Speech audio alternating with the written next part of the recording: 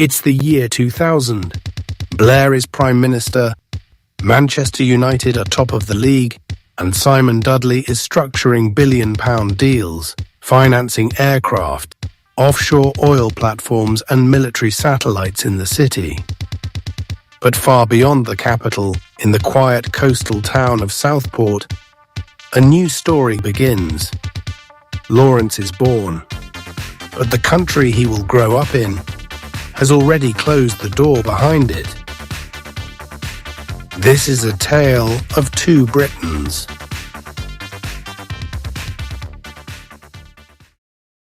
Lawrence is 24. He's a senior researcher at one of Britain's most influential think tanks, shaping ideas in the heart of Westminster. Simon is 61. He chairs a major development corporation after decades in finance as a managing director at City. So I was born in Hillingdon, northwest London,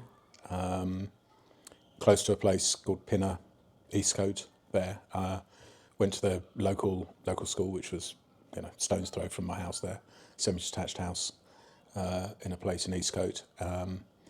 Interestingly, when I was going to secondary school, they were just bringing in the comprehensive school system. So they were moving away from selective schools to just comprehensives. And my father sort of thought, well, the particular school that Simon will go to, don't think it's going to be a very good school. So, in fact, he then sent me to an independent school up on Harrow Hill called John Nines School. Went into the sixth form and decided I wanted to study social anthropology. Decided the University of East Anglia was the place to go. So I was born in Southport, which is a town in the northwest, which has recently been in the news quite a lot. It's just north of Liverpool, and that's where I've always lived until I went to uni. Went to a primary school down the road. My mum became a dinner lady, so she was around to pick us up. Whilst my dad worked away quite a lot in a health and safety firm. And then I went to a high school that was an all-boys state school. I did quite well. It was when the GCSEs changed to 9, 8, 7, and then all A stars and A's. Right.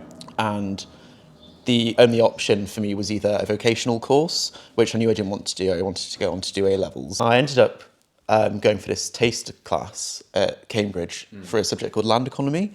I applied for it there and then, managed to get the grades and went straight there. Simon left the University of East Anglia in 1985 with no tuition fees. Lawrence left Cambridge in 2023 with a debt of nearly £100,000. All right, what am I going to do? Started applying for a few jobs, and one of them was working for what were called finance houses at that time. They were doing kind of leasing and consumer credit transactions. They were subsidiaries of kind of clearing banks. So graduate recruitment scheme for something called Ford Trust Group, which was part of Midland Bank at that time. Now they've been swallowed up into HSBC.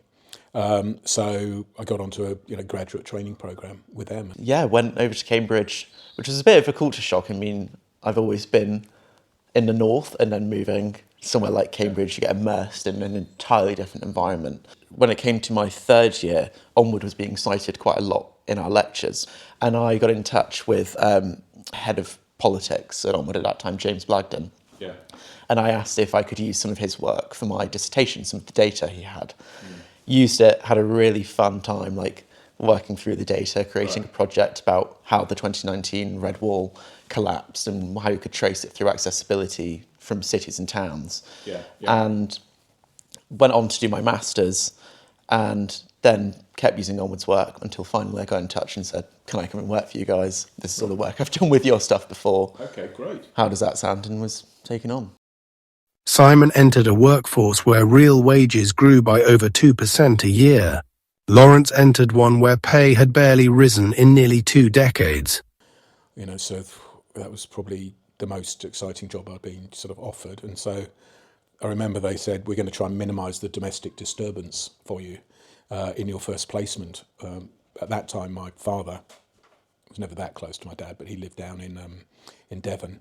So they posted me up in Newcastle, which I thought was probably not minimising the domestic disturbance for me. So off I trogged to Newcastle, and spent 6 months working there, learning different things around how the business operated there, and went from there to Manchester, where I spent about 5 months working in Manchester.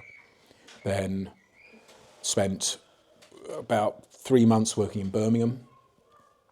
And then by then I'd sort of worked out the part of this business which was the best one to potentially earn the maximum amount of money. And that was in London. And there was a team of people who did very sophisticated tax-based financing for airports, and actually, tax advantage financing for developing Canary Wharf and offshore oil platforms and whatever, sheltering the tax base of Midland Bank and other parties. So small team, but doing, massive transactions. They were in London. So I thought, right, I'm going to try and get into that team. Started off on the Levelling Up team as an intern, and then moved over to Energy and Environment for a year. Yeah. But now my main focus is the social contract. Right. So that erosion of the relationship between expectations of the electorate from the state and what seems to be happening. Right. I think one of the issues for the last Conservative government, they didn't want to reform the planning system as much as they could have done because they didn't want to upset the electorate. Although the reality is that young people need housing in order to be able to support elderly relatives. They need also housing to create family formation so that we have a working tax base to afford to pay for the increasing number of pensioners that we have. It's the reality that we're facing, but we just can't seem to communicate those harsh realities that we need to be quite hard on. So, but it's a huge sphere of work to plough through. Simon bought his first home in his 20s for a deposit of £2,500. Today, Lawrence can expect to be 33 before he can afford the average first-time buyer deposit, now over £60,000. The first place I rented in London was, this would probably have been in, I think, early 87. You were born then, weren't you? No. Anyway, great things were about to happen to the country, right? But in early 87, I came back to London, and funny enough, the place that I rented was in Borough, about a mile from where we are now, in a lovely square called Merrick Square there. So I was back in London and started working in this team, which was in near Old Street. It was really strange because I couldn't find anywhere to live, and then last minute it was just a stroke of luck that one of my friends who had moved to London the year prior, who became a teacher in Camden, she was going home for the summer and for 6 weeks wanted to rent her room out. So just very informally I messaged her, asked if I could move into that room. And it was really strange. I was paying well over £1,000 for those 6 weeks to live in a small room in a house in Kentish Town that had been converted into literally just a staircase, 3 rooms, a kitchen and 1 toilet. I'm not even sure the sink was working in the bathroom at that point. So with people I didn't know and never got to know either because it was constantly churning around. It was very transient. And then after 6 weeks, I moved in with another friend in Limehouse to a flat, which was really nice. And we just started settling there and wanted to renew the contract with the landlord, but rent went up by £500 a month. So that was just not feasible. And then we moved across the marina in Limehouse to another place for a year. And that was really nice. Lived with 2 uni friends, but still extortionately expensive, especially on the wage I was on, both as an intern and then even full-time starting off. It would probably be about 2/3 of my wage before bills. So it really doesn't leave you with much. And if you're living in Limehouse, commuting over to Westminster, you've also got to pay for that. And it's quite a lot during rush hour, unless you want to leave the house at something like 5:30, come back at 7:30. It's not worth it. Sort of years later, when I was a managing director at Citigroup, massive bank, sort of 250,000 people work for it or whatever, in Canary Wharf, I got involved in the kind of graduate recruitment process. to see what that was like. And I realised that it simply would have been impossible when I was then a managing director at Citigroup, which would have been, probably, 20 odd years later, to actually get there from my background by going through the graduate recruitment type program, because people would have had, 2 or 3 degrees at that time, and the marketplace for talent had become global by that time. But at the time that, back in '87, it was more of a domestic talent pool that you were competing against. But years later, it was a global talent pool, where you had, there's countless numbers of people who had, sort of got masters from the US and, Far East and whatever, and extremely strong quant skills. So there had been a fundamental change over that period of time, I think, into a global talent pool as opposed to a local talent pool.